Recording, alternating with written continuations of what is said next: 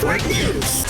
Inihayag ni Warden Editor Giyang ng Ilocos Norte Provincial Jail na maayos at ligtas ang mga inmates sa nasabing kulungan ngayong mainit ang panahon. Sabi niya na may mga programa at mga aktibidad ang kanilang tanggapan upang hindi magkasakit o di kaya may stroke ang mga preso. Aniya ay nag-umpisa na ang INPJ League na kung saan ay lalabas ang mga preso at maglalaro ng basketball, volleyball, chess at marami pang iba. Ngunit sa loob lang ng compound ng kulungan.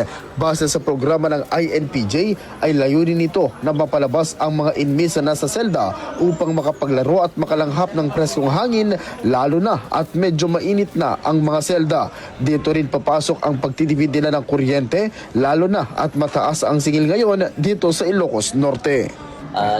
Kinatulong nga po dito at least hindi ko natin nga nabarat siyempre rumor dahil seldada at least dami isang kabasit ng entertainment dami yan apat damabuyad ang sports tournament can balimping form of physical fitness pa yan po di PDLC. Hiling naman ng mga inmates na sana ay magkaroon na ng exhaust fan sa loob upang hindi gaanong mainit. Sa ngayon ay mayroon na rin silang halo-halo business at gagamitin ang kita sa mga emergency.